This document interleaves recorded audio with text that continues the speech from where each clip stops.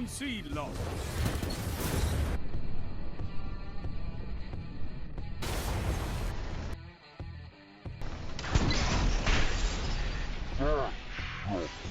Now.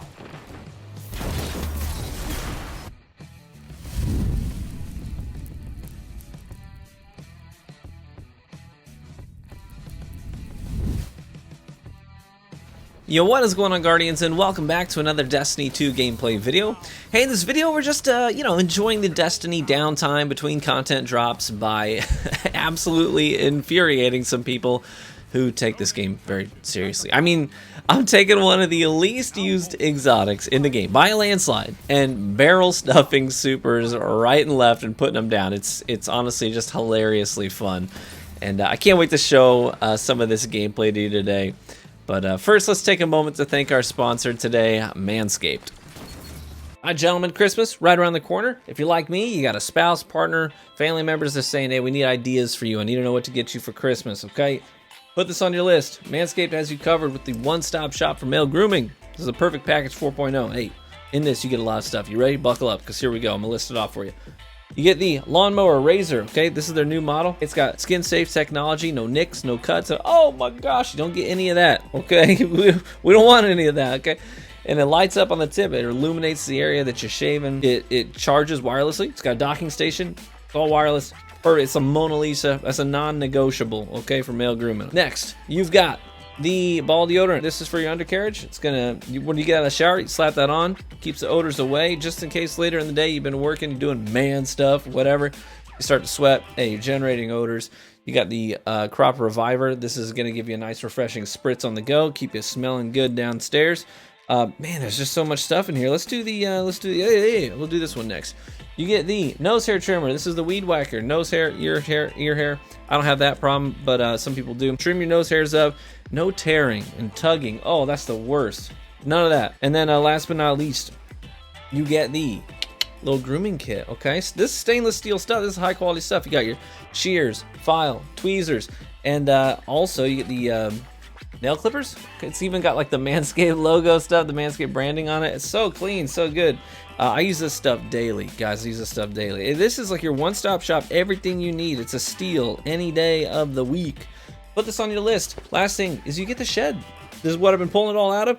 You get the shed to keep it in. Nice little travel bag, okay? Tell people to use code Vanguard20 if they buy it for you, or if maybe you can buy it for yourself. I don't know. I'm not the boss of you. Vanguard20 is the code. It's going to get you 20% off the order. It's going to get you free shipping.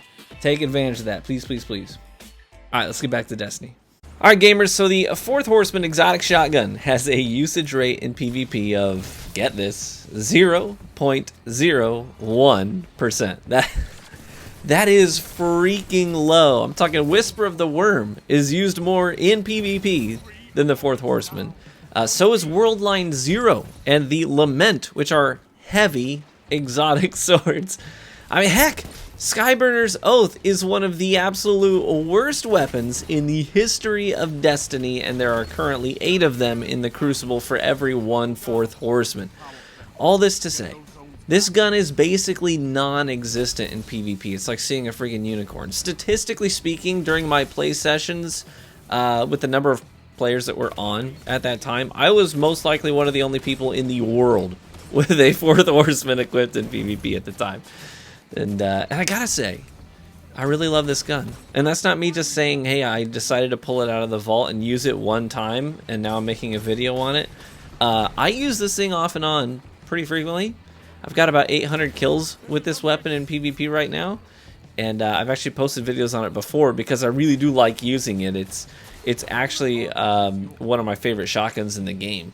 Right up there with the Imperial Decree. And I'm gonna be honest, this thing is way better than people give it credit for. I swear to Bob, I confidently shut down so many supers in this video, and I hope you enjoyed those as much as I did. I'm talking Strikers and Arc Striders, Dawn Blades, Goldies, you name it, they're in the video. If you're not familiar with this exotic, it's basically a 4-barrel shotgun that fires fully automatic at 360 rounds per minute, and yes, it can shut down a Titan in a bubble with 3 shots. I think it takes 3 shots for a bubble Titan. Blah blah blah. One guy one viewer noted that the shotgun sounds like a wheelie bin falling down the stairs, and I really appreciated that. Now it's all that I can hear. It typically holds 4 shots before needing to be reloaded, but the Catalyst bumps that up to 5 shells and doubles the reload speed. I feel like the Catalyst is a non-negotiable for this thing. It absolutely chews through ammo, and that's really one of the 2 biggest drawbacks to the weapon is the ammo economy, especially now that we can't run double scavengers. It's hard, honestly, to just fire 1 shot. Like, if you pull the trigger, it's usually just gonna go blah blah, and out of your control, so you can do about it. So having double the reload speed and an extra shell is very, very helpful. And that's not just for PvP, that's also for PvE. I mean, you can barrel stuff yellow bars and just blah blah blah blah blah, and then just melt them. It's hilariously fun. The exotic perk on the 4th Horseman is called Broadside, which is aptly named. It really speaks to the strength of this weapon. It's not something you're going to map people with at all, right? Broadside, you need to be up close. It's got like, your target's going to be like filling your screen, really. But if you barrel stuff them, they are toast. Broadside makes it so that each successive shot that comes out of the barrels is going to do more damage than the last. So it's like this snowball effect as you're unloading your buckshot. And it's also going to have wider spread, okay? Each successive shot is going to spread out a little bit wider. That's why I challenge supers with it. If you dump 2 shots into a super up close, they're dead. Almost all of them are dead in 2 shots. 2 shots is basically going to dump about 500 damage into a target. It's an absurd amount of damage. Like I said, the Bubble Titans are going to take 3 just because they've got that extra overshield on top of their damage resistance in super. So yeah, you're going to need 3 shots to put them down, but it's nuts. And but this does lead me to the drawbacks of the gun. The 4th Horseman does require you to get, I mean, very, very close to your target without dying. Like, you need to be able to see their nose hairs in HD, okay? That's the real challenge here. Most of the time, supers aren't just going to let you walk up to them unopposed. At least they don't for me. So you'll see me baiting corners with this weapon in the gameplay. You'll see me get creative with my approaches and try to actually get more altitude than the Dawn Blades that are chasing me so that I can dump buckshot, you know, on top of their heads. I think I've got at least 3 Dawn Blade shutdowns in this video. And I think 2 out of 3 of them are from the top down, because I hear them pop and I'm like, I gotta get higher than they are. Because when they throw their swords, they do have a little bit of tracking on them, or a lot of tracking depending on what skill tree they're using. But they always arc down, and most of the time they go high and they're looking down for targets, sort of like a, you know, an AC 130 attack or something. They're really not expecting you to be up higher. It's kind of like, I don't know why that just popped in my head. It's like that movie Avatar, remember? He's like, I figure if he's the biggest bird in the skies, he doesn't really have a reason to look up. That's what you do to the Dawn Blades. Oh, my phone's ringing and ruining my commentary. Robocaller, fantastic. Screw you. Where was I? But anyways, that's how you have to attack the Dawn Blades. But I decided to leverage the exotic boots called the Antaeus wards. These things, they are so good right now. In a sandbox where rapid fire fusions and slug shotties are so prevalent, even Vex Mythoclast, I kill a guy in this gameplay, if you got the eyes to see it, I kill a guy with his own Vex Mythoclast shot. You know, those things, that thing shreds you really quickly right now, and sometimes you just need half a second more. You would have gotten the kill, but that thing shredded you just a little too quick. The Antaeus wards, man, I'm telling you, they are so good in this sandbox. Being able to say no thank you to damage on command for a couple of seconds is incredibly useful. This lets me close the gap in this video much more safely and get my damage in with the 4th Horseman before my opponents can get another slug or voop off. The teabagging Warlock and Hunter in this video both ended up swapping off of their slug shotties. One of them was using the Sojourners, the other was using the Chaperone, and I was just saying no thank you to the damage. In fact, killing somebody with their own Chaperone shot is extremely satisfying. There's also, I think, in this gameplay, if you have the eyes to see, if you do a little detective work, maybe you caught it, maybe you didn't. I also reflect a Witherhoard shot back.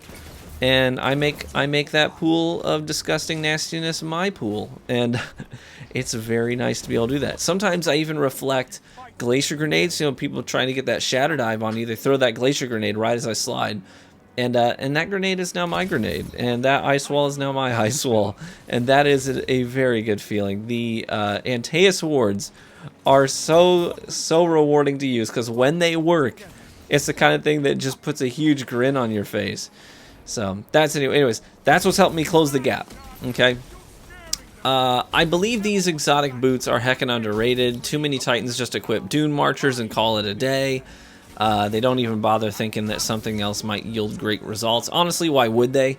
But Dune Marchers are just kind of boring to me. You know, I've been doing the Dune Marcher thing for years now, and there hasn't really been anything to combat its overall utility and consistency in PvP in a long time. I mean, there's just some fun Titan exotics that come out every now and then that are just fun to leverage, but nothing really challenges the Dune Marchers up on their throne high above everything else.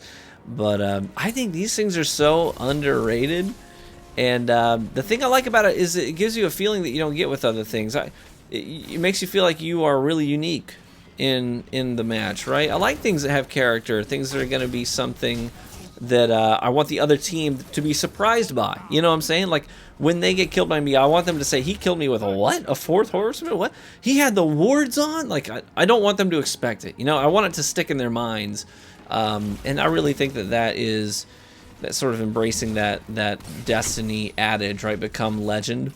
I think that's really embracing that challenge. And those are the reactions that I want. So, other than the 4th Horseman and the Antaeus wards, I'm also using Bottom Tree Striker because of the extra melee range after breaking shields, and the reload and health regen after a charged melee kill. Those things pair very, very well with my aping 4th Horseman Antaeus wards approach.